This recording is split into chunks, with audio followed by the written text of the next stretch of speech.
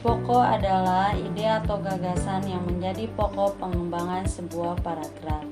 Ide pokok terdapat dalam kalimat utama.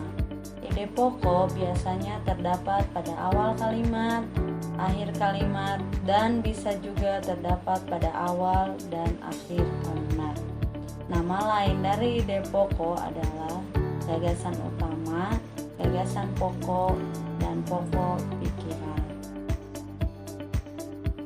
Fungsi dari ide pokok adalah memberikan penjelasan dari inti suatu bacaan atau paragraf sehingga pembaca dapat dengan mudah memahami paragraf tersebut dan dapat menjelaskan inti dari paragraf tersebut. Cara menentukan ide pokok: yang pertama, baca seluruh paragraf dengan cermat. Kemudian, cermati kalimat pertama hingga akhir. Baca kalimat demi kalimat sampai menemukan ide pokok paragraf tersebut. Kemudian, tandai ide pokok tiap paragraf, dan yang terakhir, tandai info penting dalam tiap paragraf.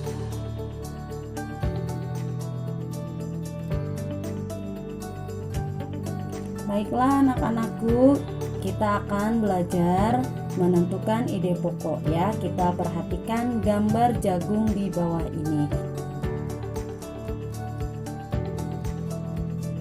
Jagung merupakan salah satu tanaman yang dijadikan bahan makanan pokok di berbagai negara, salah satunya di Indonesia. Di Indonesia, penduduk Pulau Madura menjadikan jagung sebagai makanan pokoknya. Jagung merupakan salah satu tanaman penghasil karbohidrat yang sangat diperlukan oleh tubuh. Dari paragraf di atas, kita dapat menentukan ide pokoknya, yaitu ide pokok pada paragraf pertama adalah jagung merupakan salah satu tanaman yang dijadikan bahan makanan pokok di berbagai negara, salah satunya di Indonesia. Nah, dari paragraf tersebut atau dari ide pokok tersebut kita dapat menentukan bahwa ide pokok paragraf pertama itu terdapat pada awal kalimat.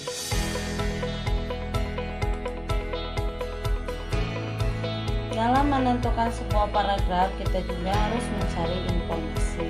Informasi adalah sekumpulan data atau fakta yang telah diproses dan dikelola sedemikian rupa sehingga menjadi sesuatu yang mudah dimengerti dan bermanfaat bagi penerimanya.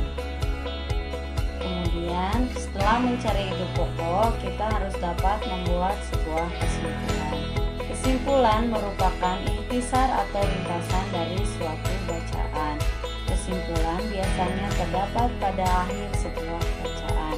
Kesimpulan dibuat agar memudahkan pembaca memahami inti bacaan yang dibacanya.